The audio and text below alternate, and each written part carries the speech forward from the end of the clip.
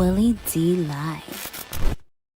What's up, family? If it's your first time checking out the show, let me know what city, what state you're coming in from. If you're outside of the U.S., let me know what country you're representing.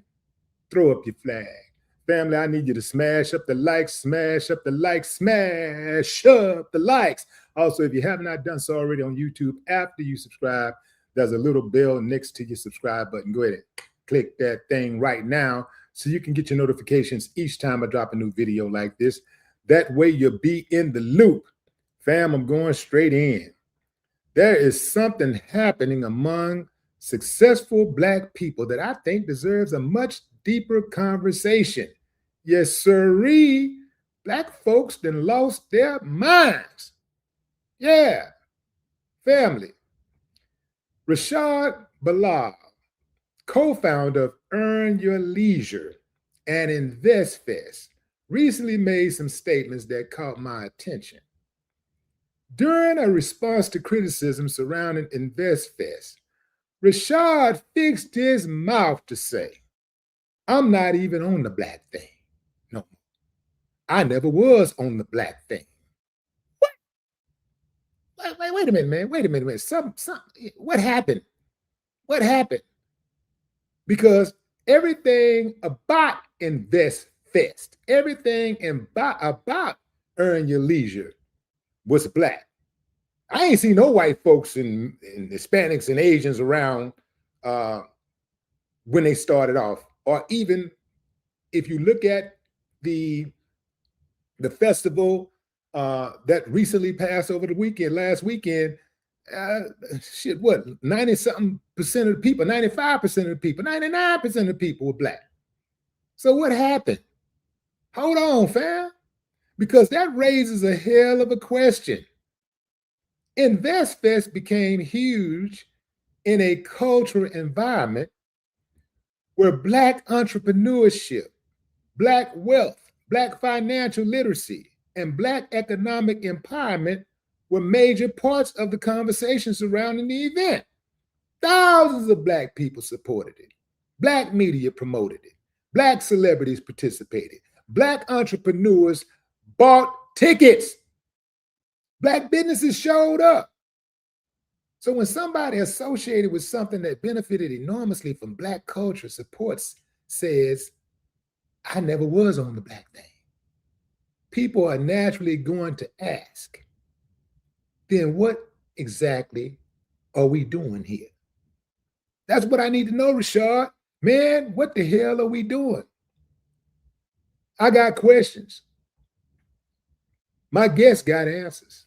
That's right, fam. I went in and got a powerhouse.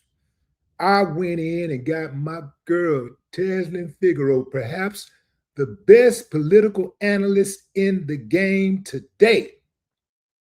There she is. Tez.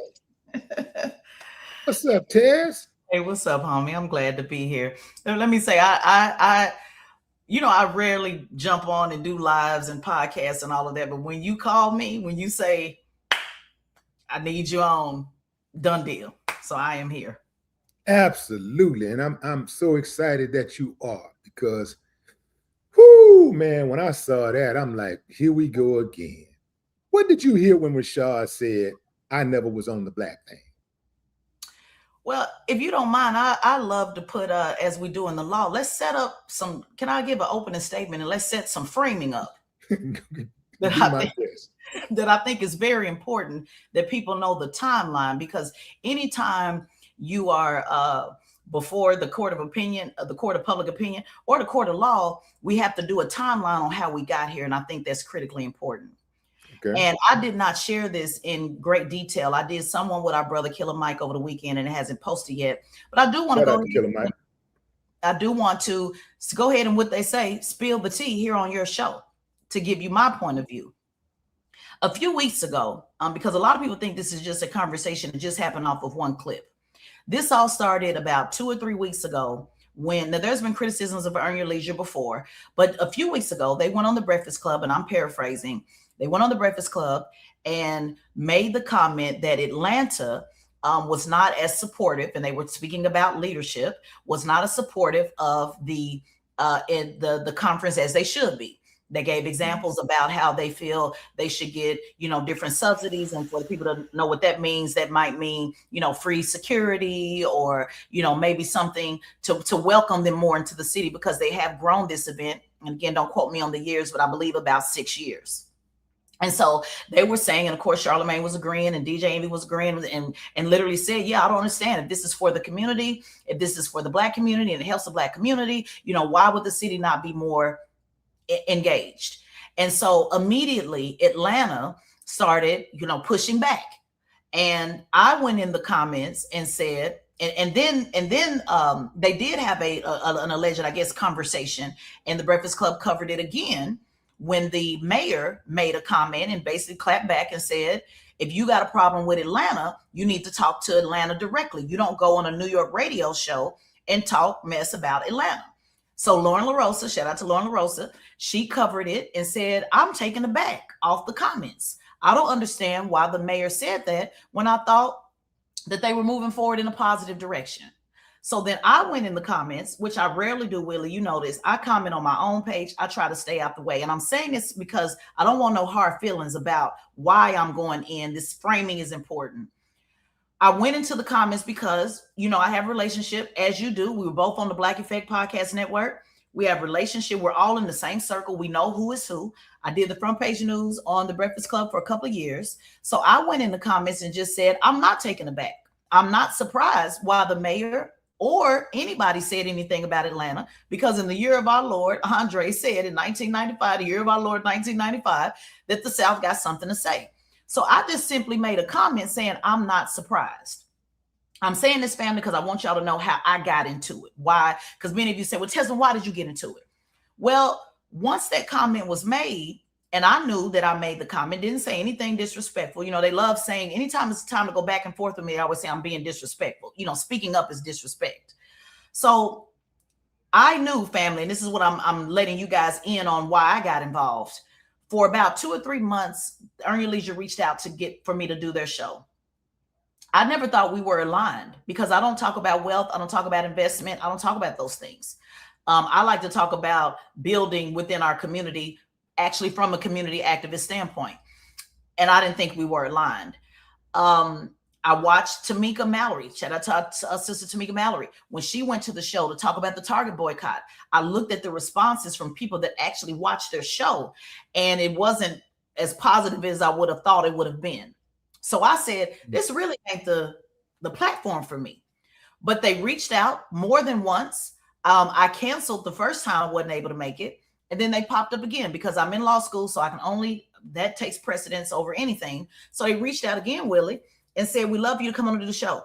Now, because I law clerked for Carmelo Anthony case and Nolan Wells with attorney Benjamin Crump, I said, Willie, this is a good time to talk about Nolan Wells. I said, okay, I'll come on the show and I'll talk about Nolan Wells. I made the comment about what they said about Atlanta the day before I was scheduled to be on the show. Their publicist reached out and said, Tesla, we decided to go in another direction. It's not working. Some general, we're just going in another direction. What comment did you actually make? I said, I'm not taking it back. And I'll send you the screenshots if you want to put it out. I said, I'm not taking it back. I said, if you understand Atlanta culture, and I'm paraphrasing, I said, if you understand Atlanta culture, you'll understand why the mayor clapped back and why everybody else clapped back. Because they kept trying to frame the argument on, well, we were talking about the government. We weren't talking about Atlanta people. And what I was telling them is Atlanta people, if you understand the history of Atlanta, if you watch Fight Night, if you understand, that's right. It is the government. It is the same. It is the Black Mecca. It is not New York, the melting pot. Everything, Atlanta's one of the most, not just Blackest cities, but also politically motivated, engaged cities in the country. So when I said, I was saying I'm not surprised, because the political attack against Atlanta is actually the city of Atlanta. But they didn't understand the culture. And so that's all I was saying. I didn't say anything disrespectful to them. So when they sent their person to say, oh, no, we can't make it, the schedule ain't working out, some bullshit excuse, I immediately went to my social media, because you know how we do it. And I said, hey, Troy and what's the name? Rashad. Yeah, I immediately said, holler at me in the DM, because I wanted to hear directly from them. I said, I'm not being on the show, and I basically, I hope it's not because I'm there advocating for social justice. And since you did not give me a reason, I can only assume that's the reason. And he told me flat out, no, that's not the reason. And again, paraphrasing, he said, and this is quote, "You're not on the show because of the comments you made about Atlanta. I don't know why you inserted yourself without getting another side." He said, "You made it seem like Atlanta does this all the time, minimizing what we do." He said, "So we're not going to allow you access to our platform." So I said a whole lot, but I summed it up in saying that you are allowing your ego, emotions, and entitlement to stop Black progress for Dolan Wells. And I said, I'm not mad about it. It's just noted. It's noted because I never said anything disrespectful to you or anything of that sort. But I knew what I was saying the day I made it. But, before I was going on the show, I'm okay with risking it all, as you know, Willie. But I never said anything disrespectful. So I'm giving y'all the background. So, we know some of the same folks. We talked about it, went back and forth. Shout out to the homie Mouse Jones. He was going back and forth on Twitter. Hey, y'all come get y'all mayor. I told him, you go get your mayor in New York because your mayor in New York reached out to Black voters last. Andre reached out to Black voters first. This is documented. You guys can go look it up. Mayor Mandami reached out to Black folks last. It's literally in the archives. So when Mouse started coming for New York, shout out to him, I started reminding him where they told him his political place is in Atlanta. In New York. So Atlanta ain't New York. Y'all can't tell New York Atlanta what to do as it relates to Black people and their voice. Respectfully to New York. So I went back and forth with a lot of people that disagreed on what I said. Sanchez, you ain't getting it. It's bigger than that. You taking out of context. Okay, no worries. So I left it alone, Willie. I never posted the screenshots. I never told people on my live. I said, I'm going to leave it alone. I'm going to fall out the way. I said what I said. That was that. Fast forward, and this is important. Thank you, Willie, for allowing me to get the time. Fast forward, they apparently had some conversation with Andre. Andre comes to Invest Fest, which was just, I guess, was it family the weekend before last? Andre, the mayor, comes to Invest Fest. So he comes out on the stage, and now it's like, okay, we all together. I then did a post and said, that's what I'm talking about. Troy, I believe his name, he made a statement and said, maybe we could have used our words differently. They went around to Atlanta radio stations saying, hey, maybe we used the wrong wording. Maybe we should have said something different. My bad. I took that in good faith. I said, okay, maybe they did. They did the PR that y'all keep wanting people, AKA cover up the truth, but whatever. They went around to Atlanta stations and said, maybe it was our bad. Let's move it forward together. I did a post and said, that's what's up, Mouse. I'm glad they all got together because Mouse and I was having a lot of fun with it back and forth. I said, okay, now that everything's cool. Then the clip that got your attention and everybody else's attention, after they had the highest participation in Atlanta, after everything was cool with the mayor, after you went on a 2-week thing, then they made the post that said it was never about a Black thing. This ain't the NAACP and this ain't about community. Then they went further. People watched the entire clip. Then they went further and said, for those of y'all that was coming against us, it's noted. And basically, we'll get our get back. Then they went on to say, it was never about Black people. It was never about that. Then they went on to say, oh, we'll take it. Y'all act like, then went on and was real disrespectful and said, for y'all that's saying Atlanta get this all the time, you lying. You ain't never seen Serena. Y'all ain't never seen Serena. So it wasn't just that one clip. He tripled and doubled down. And then his partner tried to say, well, man, we can't turn our Black on Black people. And he was like, no, fuck that.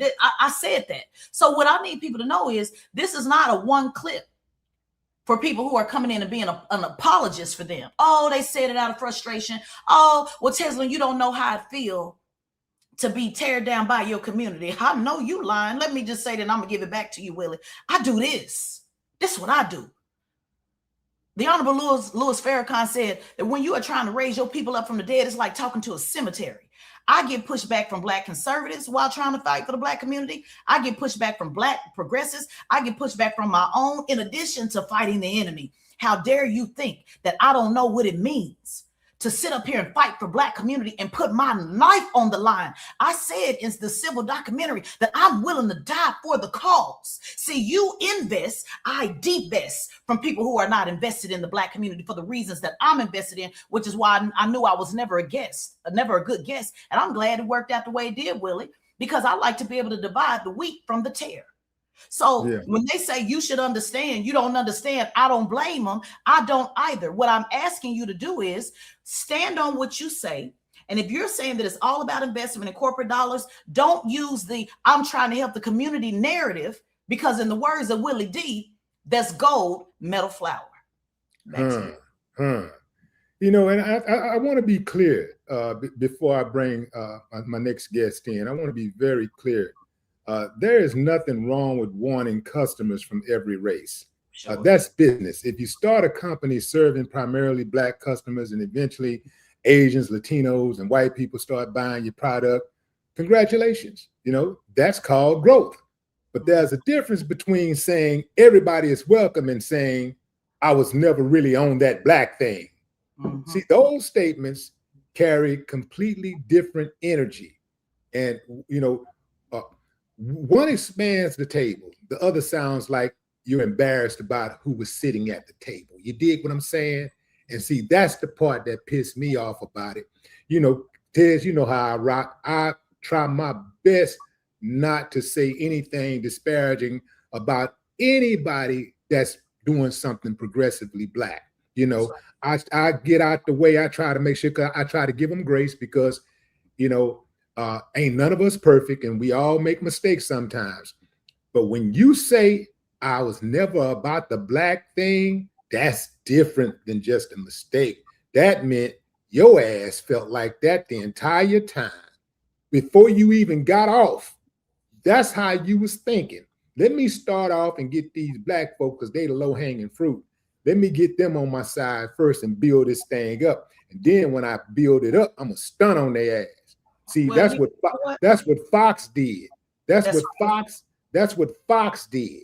Fox used Black folks to build up their reputation and build up their revenue. And the moment they got big enough to where other people started recognizing them, when white folks and Latinos and everybody else started joining in and watching and caring about what was on their programming, like because Black people approved it first, then they was like, whoop, whoop, whoop, whoop, whoop. Burn, you know, they switched gears and then they left Black people in the dark. I've seen a number of entertainers do the same thing.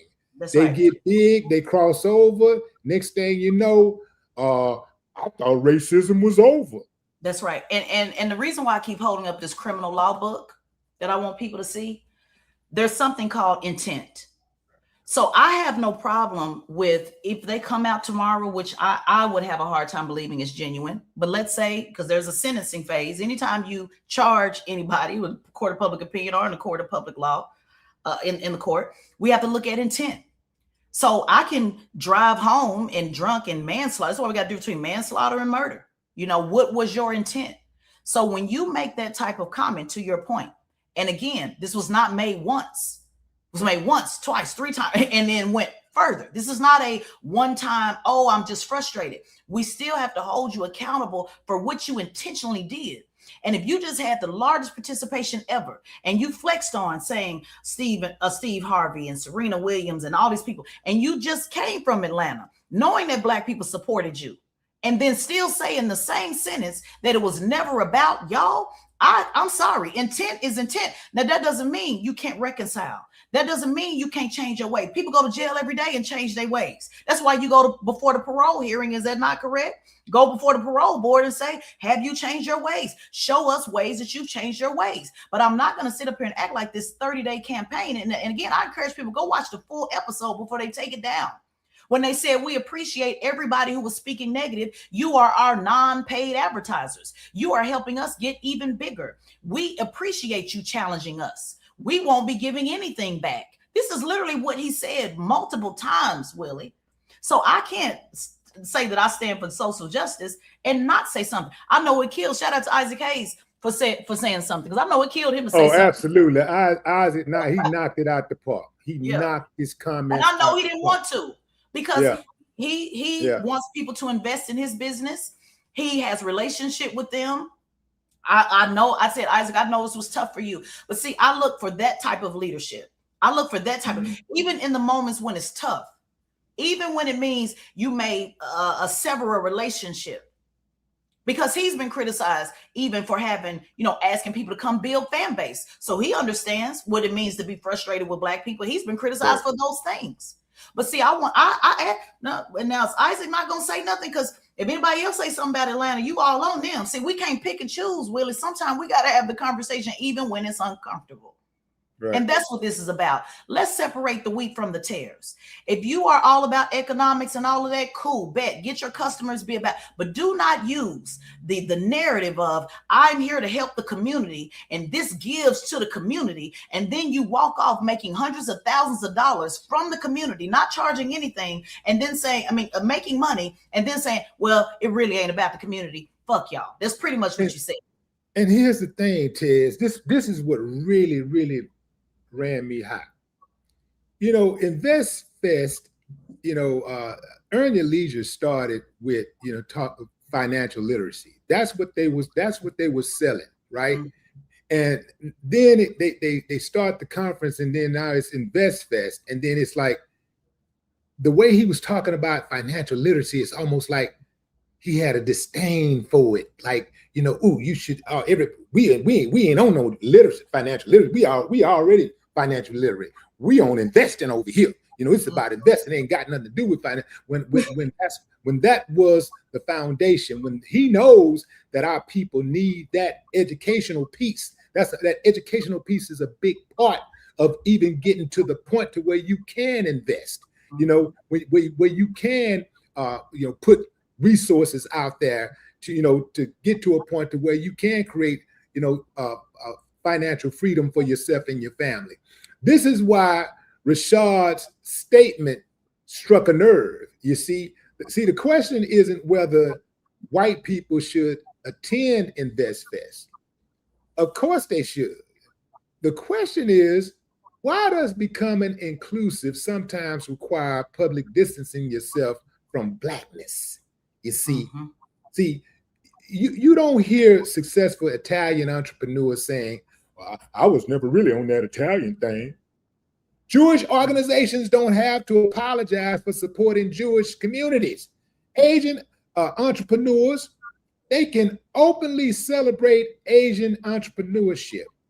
But Black people often find themselves performing this strange balancing act.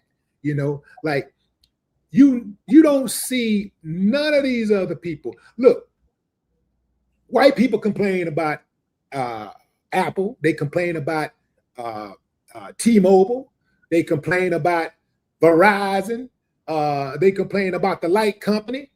You don't see those companies saying, you know what, I'm just so damn frustrated. You know what, I was never on the white thing in the first place.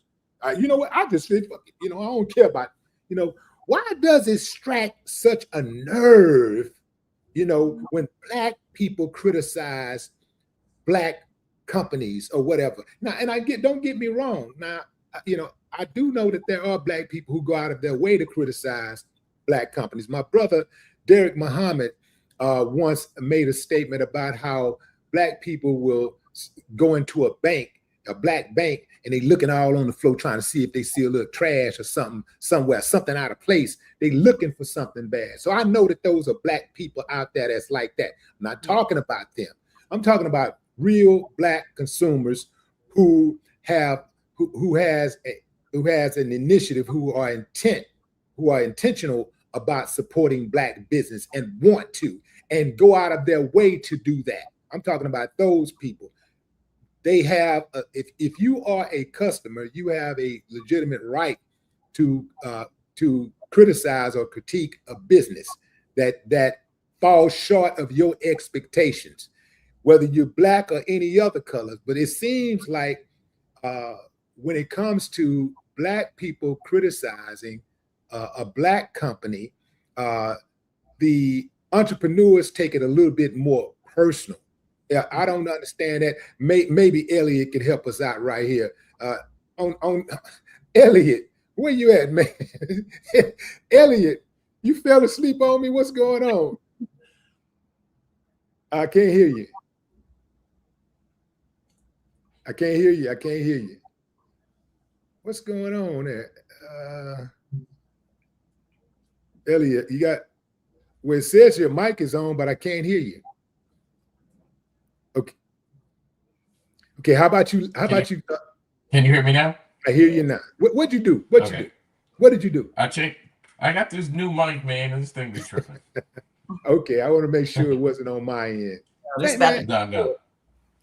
Elliot, welcome to the show again, man. And psychologically, why would somebody who makes their living, who became successful by way of support from a particular group, try to distance themselves from that group once they achieve a certain level of success? And I'm talking about specifically Black folks. I don't know. I'll give you my hypothesis in a second. I've been thinking about this, and I heard of Teslin, and I'm not sure I can follow up everything Teslin said, because everything she said makes 1,000% sense. I will talk about this from this aspect. Number one, Willie, you're 100% right. Like, other communities don't do this. Like, I've never heard a white person say, like, I wasn't on the white thing, or I wasn't on the Italian, or I wasn't on the Jewish thing, et cetera, et cetera. I think that Black people as a community, when we build business or brands, we have a fear that if it only caters to Black people, then that's limiting. And as a consequence of that fear, a lot of businesses, brands, and personalities will try to expand. And in their attempt to expand, they make two mistakes. The first mistake is you can become a very successful business and brand only catering to Black people. We drive spending dollars more than any other community in this country. So you don't have to move away from that niche, because that niche is enough to drive wealth. The other thing that they forget, and this is the psychological part where I'm most disappointed in Earn Your Leisure. Teslin was the first one who kind of mentioned this to me. When Teslin mentioned this to me, I was like, I'm not aware of this. And then Willie, you mentioned it to me, so I did a lot of research last night. Where I'm most disappointed in Earn Your Leisure is we all have to be honest about the traumatic impact of racism. Racism is not just about not being allowed to sit in front of the bus or redlining. Like, all of that is a part of racism, but the consequences of all that is racial trauma that is carried out from generation to generation. And I want everybody to hear this, because this is very important. Trauma compounds. So think of it like the Grand Canyon. The Grand Canyon was carved by drips of water over millions of years. So one drip of water does not cause a huge amount of issue. Millions of years worth of drips of water causes massive issues. And what I'm most disappointed about is, if you want to build a brand and you've been in Atlanta for 6 years, and I have to imagine you chose Atlanta strategically because it is a Black city, because you know they will support you, because you are Black, you're on a network referred to as the Black Effect. Like, Atlanta was a perfect place to have it. And I absolutely understand we've now built this thing to this massive level, and we're thinking about how to expand it. What you need to do is acknowledge Blackness, because if you don't acknowledge Blackness, you're now triggering the compounding impact of trauma. So you just become another brand that abandoned us. And now it's like, oh, you've triggered all of the historical abandonment and trauma that we've experienced in racism. Instead of saying, we love that we have been a Black brand. We love that we have catered to the Black community. We love that we have taught investing strategies and financial literacy to the Black community. Thank y'all for supporting us. Because you've supported us, we're now going to get even bigger, and we appreciate how you've contributed to our growth.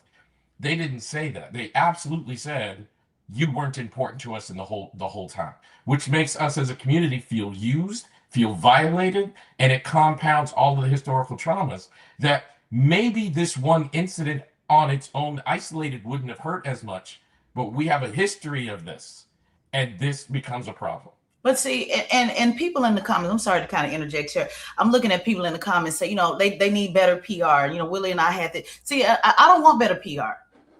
Elliot, I don't. I want you to actually be who you are, because we are in a danger. I know you didn't say that, but I'm just saying, people in the comments.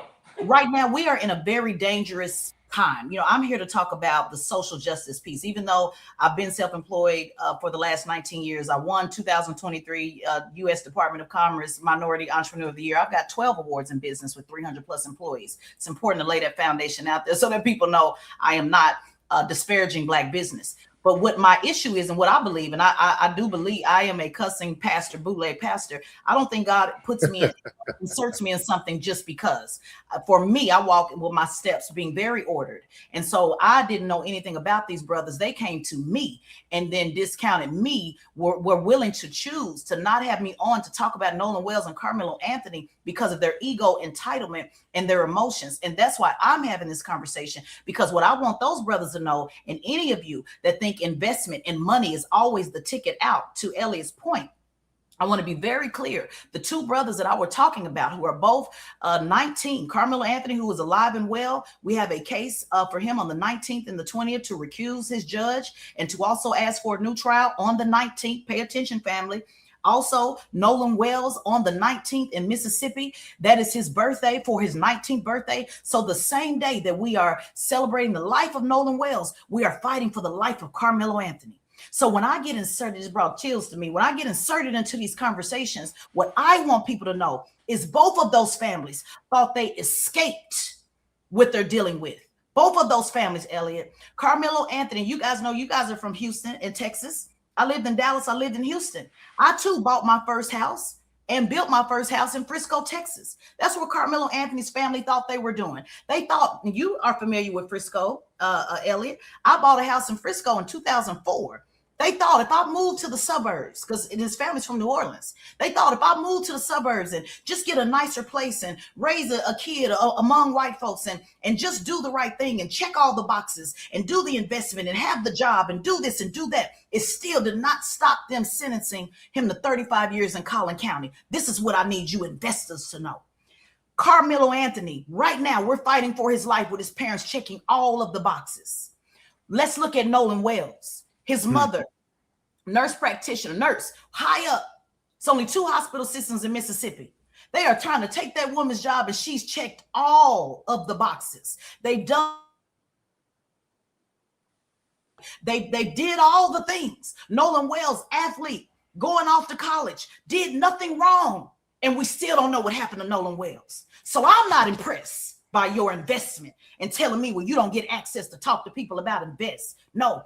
I want the community to know that sometimes we have to divest from some things. Moses never went to the promised land because he spent this time trying to get people on the same page. I want them to reconcile, but I also want to be clear about where we are. Do not come in talking about you're for the community and then say that you're not. Just be a businessman and just leave the community conversation off the table. Because once you put the community conversation on the table, you are manipulating people. You are scamming people. You are playing into the subconscious. I'm not a psychotherapist, but you are playing into the subconscious of Black people wanting more so damn bad that they are willing to be abused. I'm looking at people in the comments say, well, why we can't do? Because they admire wealth. They want it so bad. Mm-hmm. Walk around these wealth people. Oh, Steve Harvey. Oh, if I could just touch the hem of his garment. Oh, if I could just, because they want poverty stricken so bad. And the same people that locked up Carmelo Anthony, that locked up OJ eventually on the back end, that locked up Diddy on the who's coming after Smokey Robinson, it's the same thing that'll come for you. So be prepared,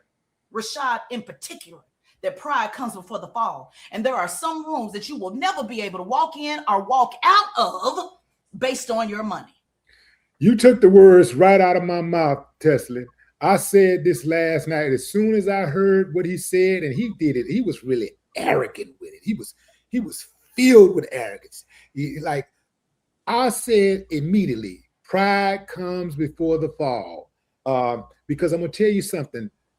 Black folks are going to remember this next year. We're going to remember this next time it come around. We're going to remember. In fact, we're remembering right now. And I'm going to tell you this balancing act that successful Black people have sometimes where they, in their mind, it's like be proud, but not too proud. Support Black business, but don't make anybody uncomfortable. Talk about Black wealth, but eventually make sure everybody knows you're not one of those Black people.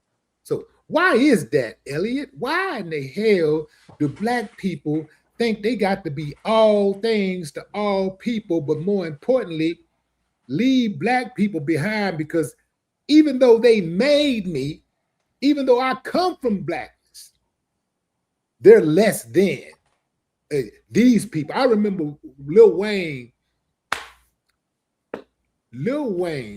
fixed his mouth to say, I thought racism was over because he had white fans.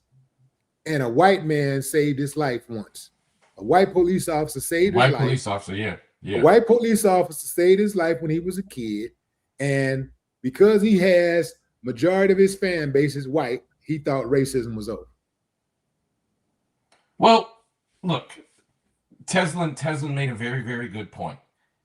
Is we believe a narrative that is actually not accurate to us. And the narrative is, once I make it, I can go buy a house in the suburbs in a wealthy area and insulate myself from racism. That's the narrative we believe, but it is not accurate for us. The narrative that's actually true and accurate for us is we need community. Like we have to have community, and we have to have our community. If you leave our community, I don't care if you're a billionaire or you got $3, you are further exposed to the consequences of racism. Those of you not familiar with this area of the world, where I live in North Texas, Frisco is one of the wealthiest areas in the country, homes per capita. This is the target area where you want to move and raise your family if you want to live in a big old house on a lot of property, et cetera, et cetera. The schools are excellent, all those things. But that's where they call Big Meech, by the way, too. Not to interrupt you, but you remember that's where they found Big Meech when he was on the run in Frisco. That's right. That's right. And I think I think black people have this myth, and a lot of my work, I embrace blackness, and I want to add value to the black community, and I want to be honest and psychologically transparent about this.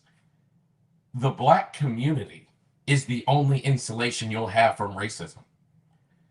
Black people have this myth that money, wealth, connections, and where I live will insulate me from racism. But the truth is, the only thing that will insulate you from racism is other black people. That's right. Like that's it. And that sounds kind of productive. Like, so if I'm attacked for being black, you're telling me that being around other black people will help me? Yes, because they're always going to target us. And we need to stick together, because the only way we have power is sticking together. And I'm disappointed that Earn Your Leisure has built this massive platform and acquired massive wealth from the black community, and they're not insulating around that. They're not saying, in essence, black is beautiful. If everybody else wants to come here, come on. Because here's the thing. I don't know how many of you guys understand this, but what actually drives entertainment is not the talent. What drives entertainment is advertising dollars. So if you have a big enough audience, these companies are going to come. They're going to come and join your community anyway. But then it's our community and our process. You don't have to exclude our community and pursue their acceptance, because now you're falling into the trap of racism. And that's why you use the word disappointment, because I'm so confused, because I don't understand. I'm a veteran, so my mind is not wrapped up around. Why do you use the word? Why do so many say I'm disappointed that they said that? Can you explain where the disappointment comes from? Because I'm not disappointed, and I want to see what I'm missing. Well, number one, I don't know them. So my disappointment is I wish that someone with that level of intellect and that level of power, and with power comes responsibility, and with power comes privilege, I would have wanted him to at least acknowledge the importance and power of the black community, instead of openly, overtly, and over the course of multiple interviews, separating himself from the community that not only built him, not only wants to embrace him, but is actually the only way to protect yourself from racism. So why do I not want that? Give me a give me a psychotherapist on me. What's wrong with me? Because I don't be wanting them to do it. I want them to keep the podcast mics on. I want them to continue to be as loud as possible. I want to go through the purge. Is it because of my spiritual calling? Like, because I don't want to be left. I don't want to be Moses. I want to go to the promised land. And I think when we do this finesse, or when they even find disappointment, like I'm like, yay, that's right. I want to like be clear about who is who. So what's wrong with me, Doc? Let me know. I really don't be disappointed. I be ecstatic. I'll tell you, what's wrong you're with super me? ghetto. You're super ghetto. Thank you. No, I'm kidding. I'm kidding. I'm kidding. I mean, there's nothing wrong with you. To be honest with you, remember, you're talking to a psychotherapist. I'm obsessed with healing, and why I'm disappointed is this is evidence that we have a ways to go to achieve racial healing. Now, I don't know that we can ever resolve racism, and in fact, I don't think racism is ours to resolve. I think racism is a white problem that we live with the symptoms of. So I don't know that it's something that we can solve. But I am very interested in healing. And a healed Black person will say, I can live in my Blackness. I can live in my truth and understand that they will come to us if necessary. And if they don't come to us, the Black community is enough. We live, if Black people, I promise y'all, if I remember as a kid, this is probably the first marketing lesson I ever learned without even realizing I was learning it. I remember listening to Run DMC, and they had a song called My Adidas. And I remember growing up in Boston, I don't know what year that song came out, early 80s, mid 80s at some point. And they were like, My Adidas, and you know, that song. I remember, yeah. Coliseum floors, we stepped Right. on stage and live aid. All people gave and the poor got paid. Come on, That's man. right. And I remember very clearly there was a line like I got Lees on my legs and Adidas on my feet. Me and my friends, like we go school shopping, we wanted Lees and Adidas, Yeah. and go to school, and that's what everybody was wearing, Lees and Adidas. I want everybody to understand the power of Black dollars. If Black people unified and said, we are not buying Adidas anymore, for whatever reason, like all Black people, no Adidas, they go out of business in a week. Like that's how powerful our trend-setting abilities are as a culture and our dollars are as a culture. So my disappointment is the evidence of the absence of healing is the brothers from Earn Your Leisure not understanding your trend-setting ability is second to none in this culture. Even though we are not the majority in this culture, everyone looks for what Black people are doing and how they're doing it to decide what they're going to do and how they're going to do it.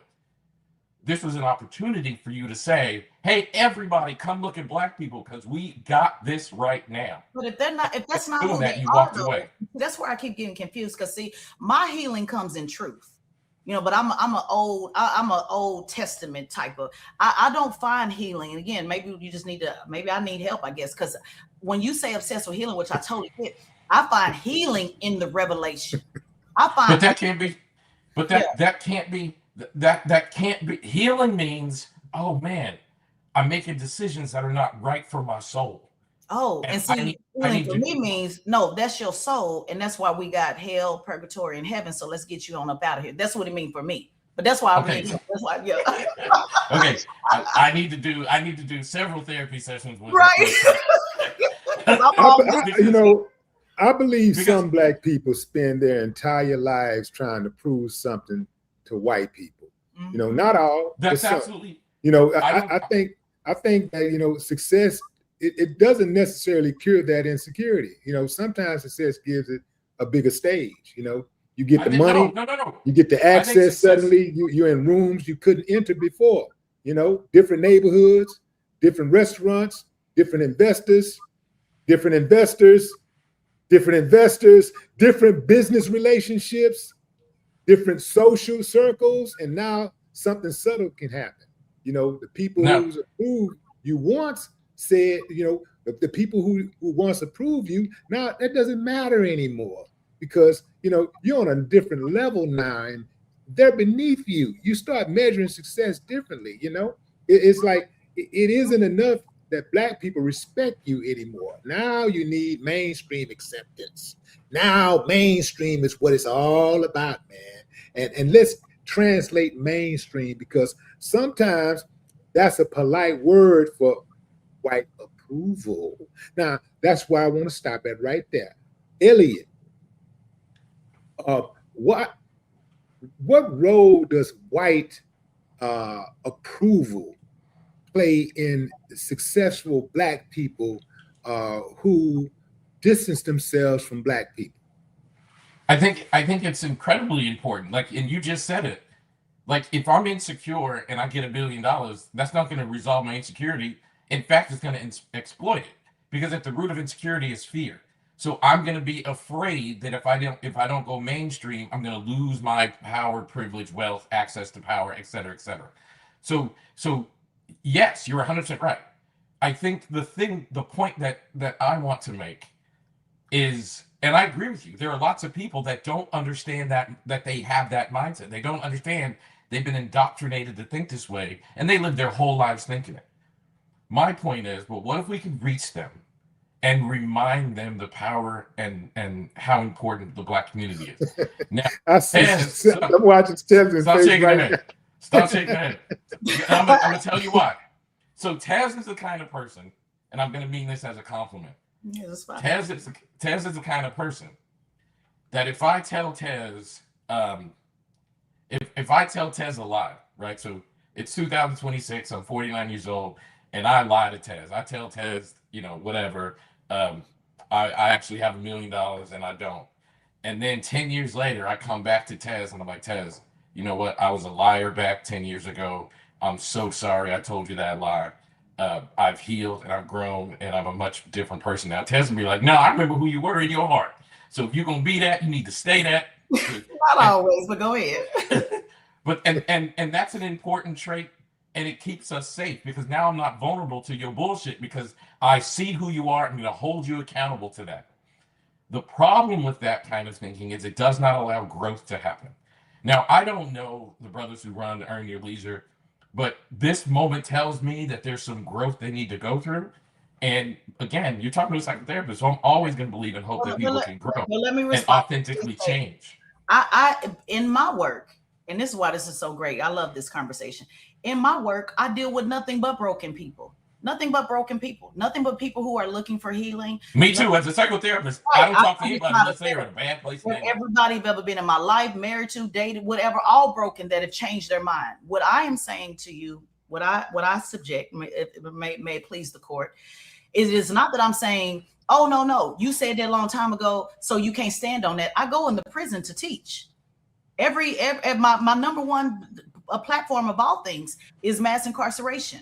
So I literally go to teach. I was a police officer in the military because I believe that there's always a chance for freedom and justice and fighting. I give my life for this. I take death threats for this, not because I raised my hand to say, hey, I want to be in this, but because God called me to this. So I would just subject to you, which I appreciate what you're saying, but it's not because you said something 20 years ago. Every man I ever been with did time. I done did time with mine 10, 15 years down the road. I know people can change. What I'm telling you is, I must still look at the premise of your intent and who you are in your soul. And when I'm speaking specifically about this, I'm speaking specifically about two men where wealth is their number one motivation, wealth. And anytime wealth is your number one motivation and everything is about money, that leaves room for vulnerability to be able to do things that don't align. It's not that you can be all the things you want to be. It doesn't align. I broke down on Mike's show, and I don't know what I'll make it to air, but Brandon Tatum, before he was Brandon Tatum on Fox News, before Candace Owens was on Fox News, Willie knows this is one of my very close friends. I've been on Fox News talking shit for the last decade plus, never taken a dime. They offered me the wealth. They offer me the fame. Michael Cohen said, if you come on our side, we'll give you everything. When the Black community was telling me, well, the fact that you're even going over there and fighting them, you shouldn't be allowing access to the platform. Same thing they criticized you for. So when I know that wealth and money drives you, that's the most important thing in your life, then I have to look at that intent and where your soul is. So it's not that I say, oh, I don't want to hear that you can't change. There's not room for growth. I do nothing but I'm in the growth space. I'm not ignoring their intent. And just to have a good PR set up to say, oh, well, let's say this or say that. I'm just saying I'm not aligned with it because wealth is not my number one factor. It's not my motivating factor. So that's where social justice and wealth folks that talk about wealth, money, which we do need, by the way, we typically don't align because our values and principles are too far different. That's but Tez, and this is why I say I genuinely mean what I'm saying about you Yes. as a compliment. I genuinely do. Like Yes.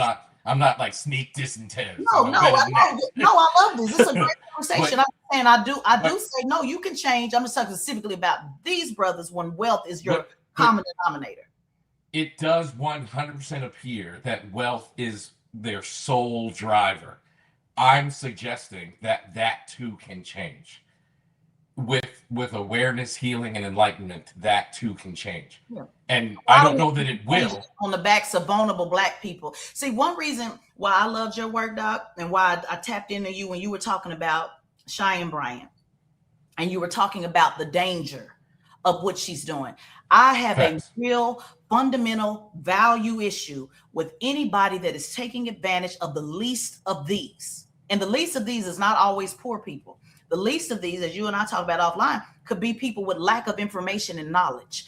I do not like Black people being vulnerable Black people. You have a room full of vulnerable Black people that are dying, that are sitting there for your knowledge and your wisdom, and they're coming to get this wisdom and this knowledge.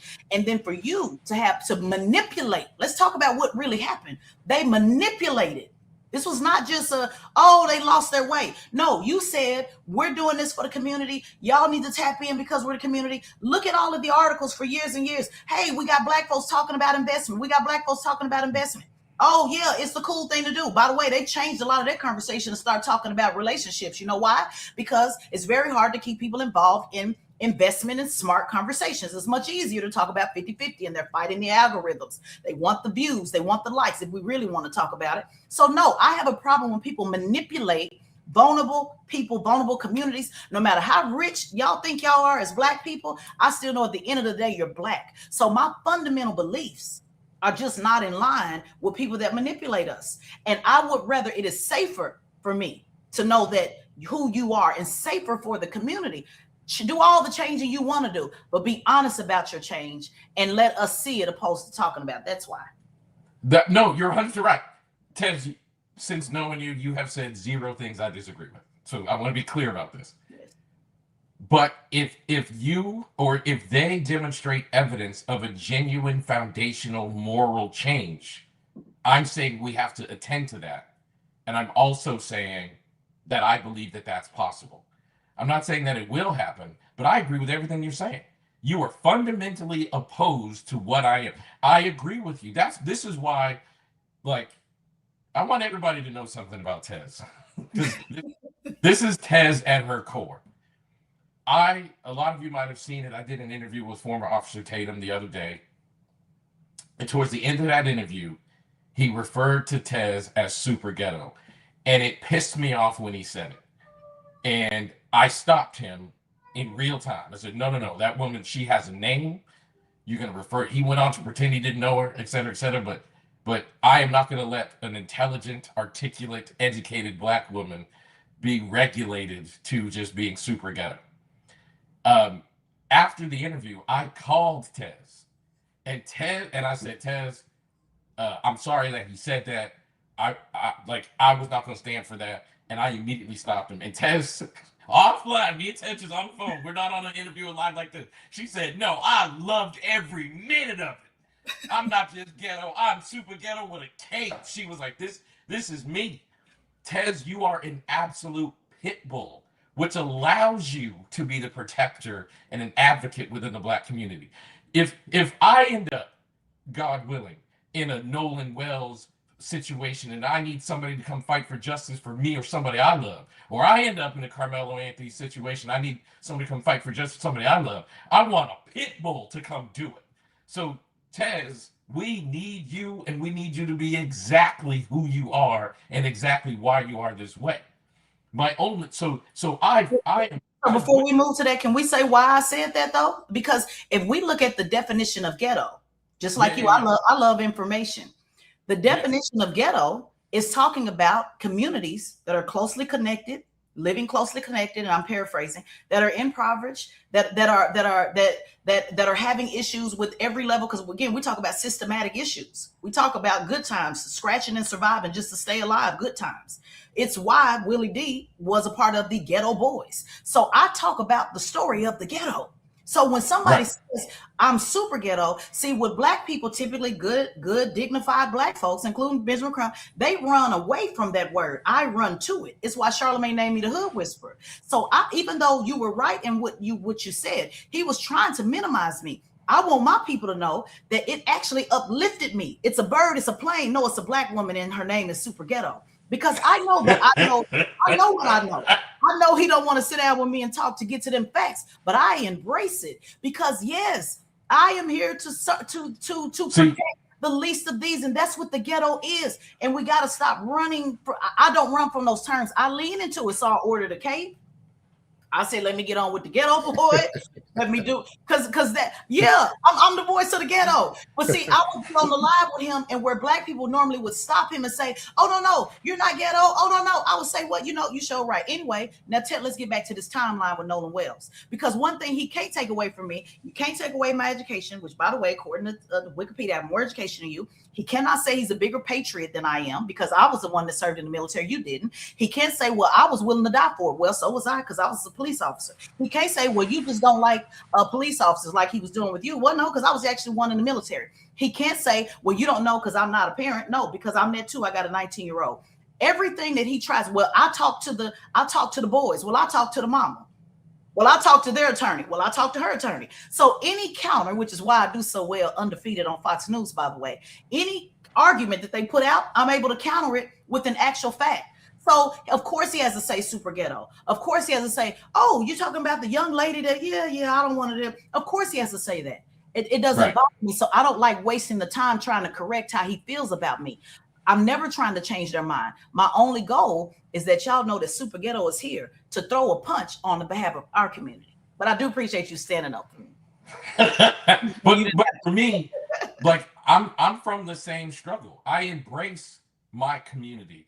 I'm obsessed with bringing healing to my community, and I get the white psychotherapy community. Do you think they like the black dude with tattoos writing the most successful books in our field, traveling the world? I have been teaching psychotherapy for 20 years. I've been to 30. I've taught psychotherapy at white conferences for 20 years in over 30 countries on every continent on this planet except Antarctica. And if penguins start doing psychotherapy, I'm gonna show up there too. And I have suffered for this, and I will continue to. And the reason why, Tez, is like I have a foundational disagreement with these people. The people I protect, they have manipulated and used, and that is gonna piss Tez off. And Tez is gonna turn into the pit bull to that community because I've dedicated my life to protecting this group, and you have now exposed that you have manipulated your way to the top using the group that I protect. Tez is a legal mind who is pursuing the ability to protect the vulnerable. And you have exploited the vulnerable, and that's going to piss Tez off. And I say this because I want you to speak on this. I wasn't trying to get into this. You said it earlier. Yeah, when it's divine order, I have to do what the Lord tells me to do. Now, people don't have to believe that if you're religion or not. I didn't know nothing. I've never talked to these guys ever in my life. They came and solicited me. They said, come on the show. I said, oh, no, I'm cool. I don't even do podcasts and none of Willie D we've been trying to make this work for about 3 months now. I rarely even get on to do shows. But once you invite me in, and then now you've exposed something to me, I have a moral obligation now because I wasn't thinking about that. So they literally told me, no, you can't come on to talk about Nolan Wells and Carmelo Anthony because you didn't like that I stood up for Atlanta. So now I'm in it. And even I tried to show them grace. I didn't say anything about it. I was like, maybe I'm missing something here. Maybe they can turn this around. Maybe, okay, when they got with the mayor, great. And then you double down on it. I have a moral obligation to now. Facts. Yeah, go ahead. But let me jump in right quick. Let me jump in. Willie ain't said nothing in like 20 minutes. I'm sorry. That's why I don't do shows. I'll be talking too much. I did want to. No, you're fine. You're fine. That's why I let it rip. I let you rip. Elliot, I do want to ask you this. Is Rashad saying I was never with the black thing potentially psychologically self-protection? I don't know. I'd have to talk to him. I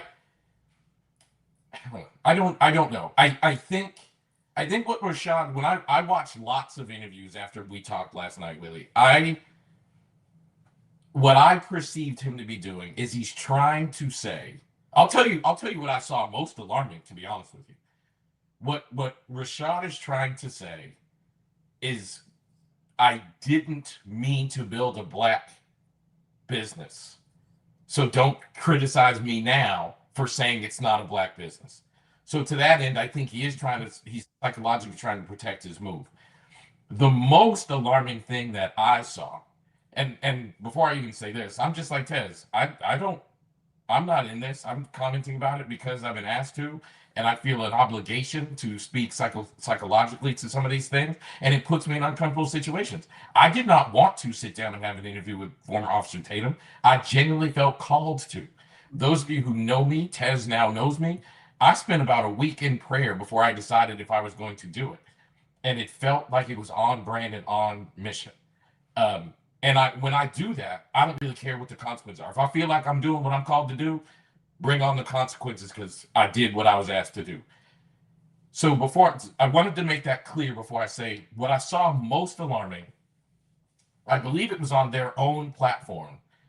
Rashad talked about how my OGs reached out to me, some people I respect and I listen to, and they gave me guidance about this. And then he said, and these are the kind of people I listen to. I don't want to do this, but I guess I'm going to listen to them. They want me to soften it, but I'm not going to soften it. And it was very much like, okay, you're not listening to public criticism or feedback. And you're not listening to the people that you just recognized as your OGs, which in the black community means your mentors. So I started thinking, just psychologically, then who can get to you? Because no one is perfect. Like, no one is going to just take the right step every step of the journey. So if the audience that has made you a millionaire, if their feedback is not getting to you, and the community that has raised you, their feedback is not getting to you. That's right. And your OGs, who you're saying I listen to and respect, are not getting to you, then how do you grow and change? That was the statement they made that I found the most alarming, because that is the absence of growth.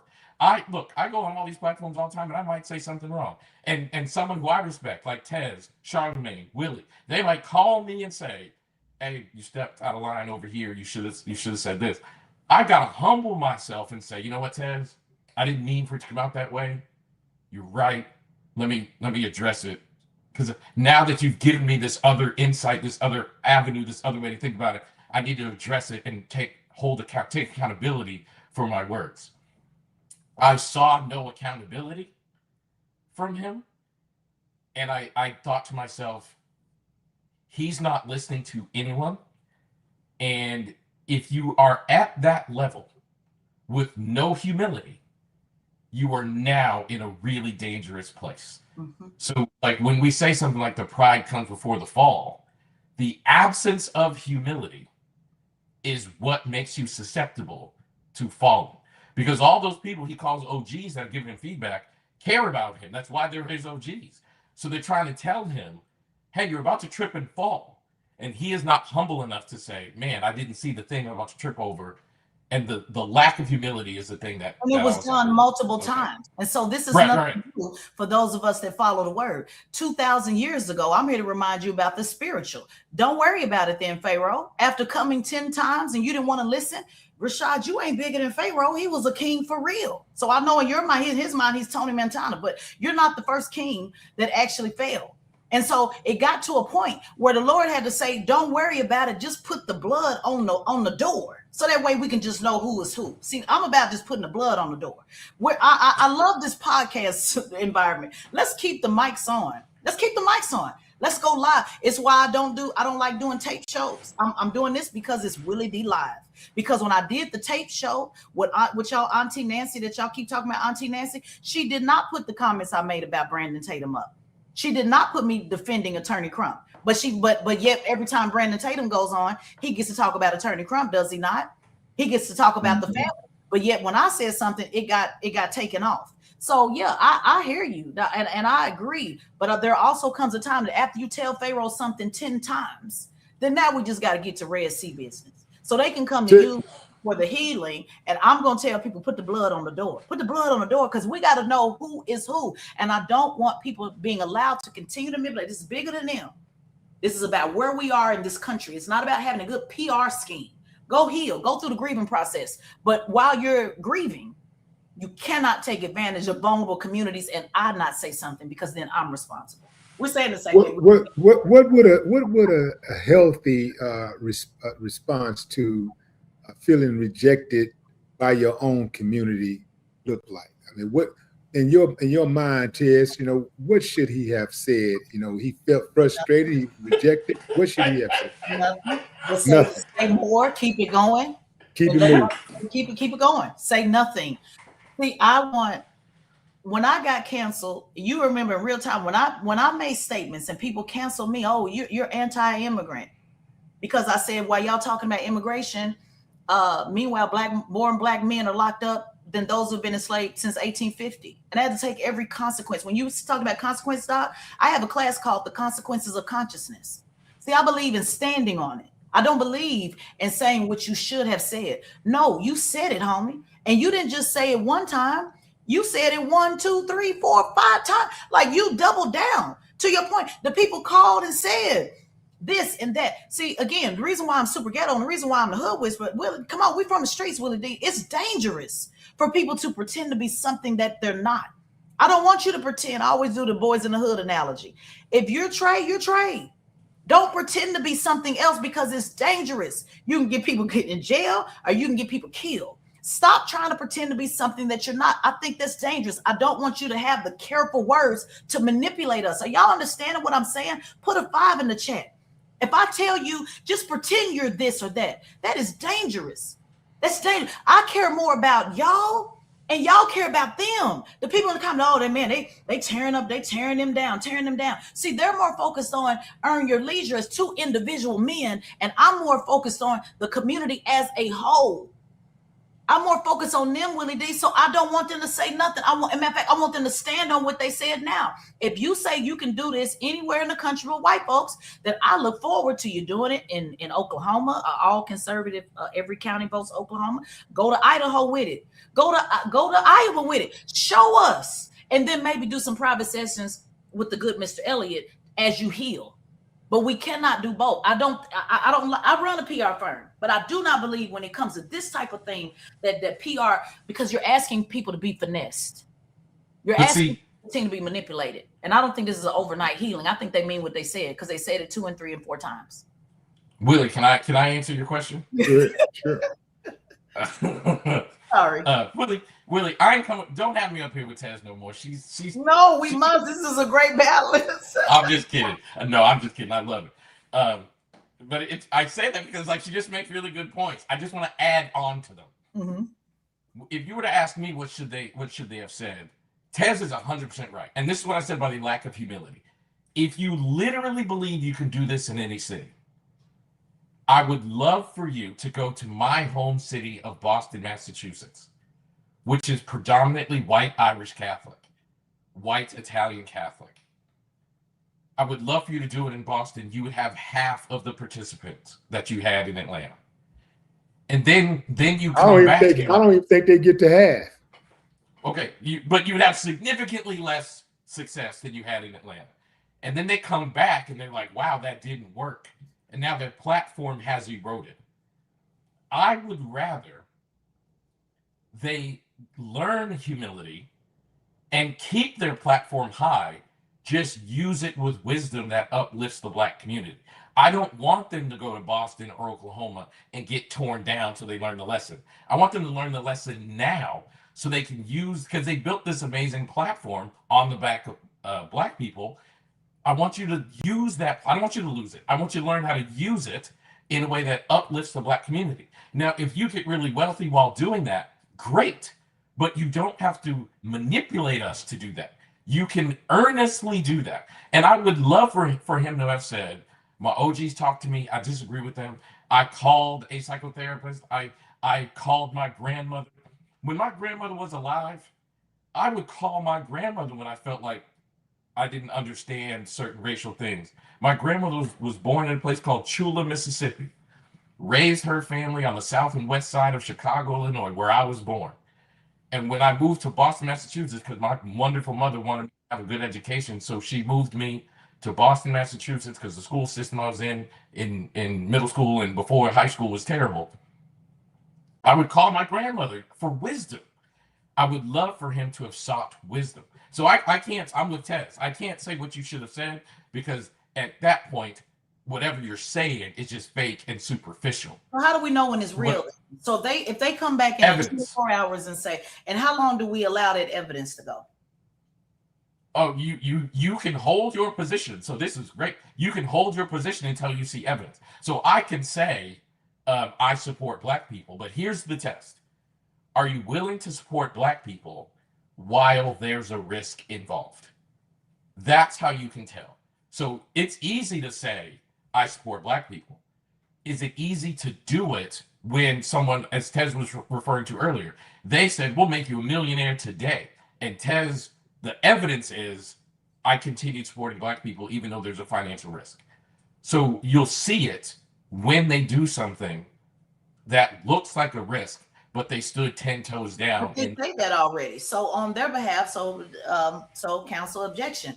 See, they say they're already doing that. They say that they're making Black millionaires. They say, well, this is why they're so frustrated, because they said we're helping the community. I'm looking at the comments. They say, oh no, they help the community. So that's what I'm saying. Where do we define? That's not what I said. No, that's not what I said. I didn't say when they help the community. I said they help the community when there's a risk to their brand involved. They believe that now. So what I'm saying, let me just be devil's advocate for them. They believe that it's a risk now. They believe, which is why they came with so arrogance. I want to be clear, it's more of Rashad than anybody else. He believed in his argument, which was, hey, we've been messing with y'all and we never had to. It was a risk alone for dealing with you Black people. So why? That's not the kind of risk I'm talking about. I'm telling you what they would say. I understand what you're saying. I'm just saying they fundamentally believe, and this is where the value, the different values conflict, because they honestly believe that the simple fact that they even allow Black people in their space, that they even marketed to Black people, that they even gave them space, that they even chose Atlanta, was already a risk involved. So I'm not saying they're right. I'm just saying I hear what you're saying. Yeah, but that's not kind of. Here, I'm going to doing that now. I'm going to use a law analogy to make this point. On some level, I don't give a damn what they think of their behavior. Mm-hmm. In the same way, in the courtroom, the defendant might believe they are innocent, but the jury is what matters. And in this case, the Black community is the jury. So you can believe all day long that you took a risk, but I'm talking about a risk to your personal success. Not, man, we took a risk doing it in Atlanta. No. I'm talking about you brought on Tez to talk about something controversial, knowing that a sponsor or two might bounce, but you did it anyway because the message that Tez is carrying matters right now. What Tez is saying, I'm gonna put words in Tez's mouth, and Tez, feel free to eject them. But if anybody's familiar with this idea of Maslow's hierarchy of needs, I don't know if anybody is familiar with Maslow's hierarchy of needs, but Maslow's hierarchy of needs is like, if I'm a parent and I have no money to feed my children, don't come to me trying to get me to buy Pilates classes, because my basic needs have to come first. And Tez is saying, in the moments of Blackness that we're in right now, Maslow's hierarchy of needs is in effect. Because who gives a damn about investing in real estate, et cetera, when we have these young Black men dying and we don't know what's happening and the justice system doesn't seem to be working for them. So you seem to be prioritizing your own wealth over the basic needs of the Black community. Tez, have I assessed you correctly? That's correct.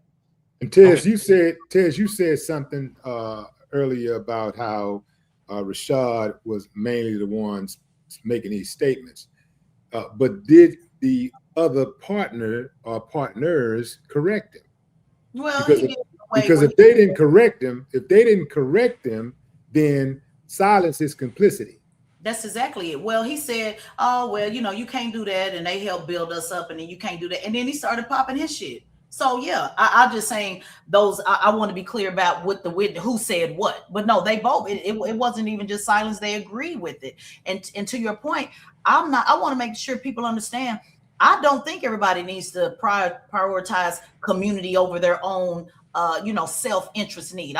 When I train people on how to run for office and how to advocate, people should be self-interested. Be self-interested. I tell people all the time when they get mad at white people, oh, white people voting against their interests. No, that's their interest. So you are right in your assessment of me, but I just want to add on that I'm not even saying that they should prioritize Black community over, what their need is. What my issue is, the manipulation of telling people that you're prioritizing Black community when you're not.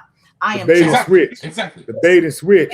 Because you literally went, I don't know if you saw the clip on the Breakfast Club, you went and made the case that it should have more support because you're giving back to the community because it is a Black event. That is what my issue is. I am fine with Capitol. The way they love John Morgan, great. Shout out to John Morgan. One of he is the most successful personal injury lawyer in the country. But John's not running around saying this and saying that. But John's white, by the way. So I don't think everybody should prioritize community over that. One of my trainings, Doc, it says it's not about we, it's about me. I don't believe in everybody does community. Just because I choose to doesn't mean you should. You should vote on yourself. But that's So that's exactly what I'm saying though. So I can't help it. My psychotherapy brain. No problem. I can't help it. My revolutionary spirit will speak up every time. This is a great show. I can't help it because my ghetto skills come in, So. But the thing, so everybody can be aware of what Tez is talking about so well. What Tez can't tolerate is incongruence. Mm-hmm. So if you're going to say we're not a Black brand, then you should have said that on the Black Effect. That's right. If you're going to say we're not a Black brand, then you have to own that, because when you are transparent and you are congruent, you give the Black community the opportunity to reject you. Oh, you're not a Black brand? I ain't going. Right. What Tez is really pissed off about is when it served you, you were a Black brand, but then when it was a risk to you, you weren't a Black brand. Right. And Tez is saying, be congruent, and I'll call off the dogs. Your incongruence is what I have to call out. And I agree with him. And it's even worse because it wasn't even about a risk, which I hear that, but I got to add on. I can't help it. My social revolution is always going. They just had the largest participation ever. So you did well. It was over with. The argument was over with. The mayor came, everybody kissed and made up, and then you went out your way. So we got to make the case on this. You went out your way. I got you off the charge. We went home. You went back to the courthouse and say, never mind, I do want 10 years time. We had moved on. The community made up, but you allowed your ego to come back in and intentionally harm people and hurt people with your words. We have to flag that. We have to flag that because that's not the same. It's not the same. We had moved on. The mayor came. I didn't even be quiet. I didn't like the mayor coming, but I'm like, okay, the mayor went. Great. Everybody's aligned. We all best friends now. I did a show with Killer Mike, and Killer Mike said, Tez, I talked to him, just kind of give a chance, let him grow. I tried the healing way. I said, okay, let me be the healer. I'm around mediation Mike. I'm around diplomat Mike. And I took that part out. And then the next day, I was supposed to leave Atlanta. I would stay one more day. The next day, that clip dropped. And I said, Mike, now I got to come back and say something. So I tried the healing way. I tried it and it didn't work. So now I'm on the wall about it because I'm responsible to say something. So no, Doc, they went out their way to do this. We had moved. I agree. So they didn't. Where was the risk? Tell me where was the risk? Because you made more money than you ever did. You were gloating about how y'all still popped it off despite the hate. We still did it. Oh, the Black Tie Gala. We did this. We did that. Oh, man. He said, y'all ain't never seen Serena Williams. Y'all ain't never been around Steve Harvey. Y'all ain't never been around these people. Those of y'all that said y'all see this all the time, you ain't never saw it until we brought it. Oh, hell no. No fucking line. He said that? That's why I'm telling y'all need to go watch the full thing. Man, yeah. I don't like that. I don't like that. This wasn't just a one clip. And you called me about this morning, didn't even know. Let's go and say, you knew nothing about what they said to me. Did you not? Nah. Really? You knew nothing about it. No, I didn't. This is why when I say when things are ordered in divine order, you knew nothing. When you called me today, I thought we was going to be talking about Tatum. I answered the phone, hey, ghetto boys and ghetto sister. He's like, yeah, I'm gonna talk about this Earn Your Leisure thing a minute too, and then we'll go into that. He had no clue of what I've been holding, the receipts I've been holding behind this. This is what I say when things are ordered and divine. I have a responsibility to tell the people the truth. Right. Now, I'm going to say something. I'm about to spit some truth myself here. I'm about to say something very controversial, but I'll take my chances. I don't believe black people owe blind loyalty to another black person simply because they're black. That's ridiculous to me. If somebody's business is bad, say it's bad. Somebody mistreats I agree. you. If somebody mistreats people, you call it out. If somebody screws up, you call it out. You hold them accountable. But criticism shouldn't automatically become destruction either. At the same time, successful black people need to stop confusing accountability with betrayal, because that's what they're doing now. They're confusing accountability with betrayal. To Teslin's point, they're in the comments, or they tearing them down. Now, this is what accountability looks like. Ain't got nothing to do with betrayal. But I will say this: when I hear black people saying certain things, and they start talking about how they're going to distance themselves, and they start speaking in a condescending manner towards my people, I'm going to take exception to that, and I'm going to call it out. Look, ain't none of us perfect. At the same time, we are not in a position to have any more enemies. We got enough enemies globally. America has done a very good hit job on our image to make people hate us all over the world. So we're not in a position to have any more enemies. We need all hands on deck. So with great reservations, I decided, you know what, I'm gonna go ahead on and speak on this, because we can't let these type of people that come into our community and eat off of us and then get out there and make it and then start taking a dump on us, get away with this type of rhetoric. Like this is like rewarding bad behavior to me.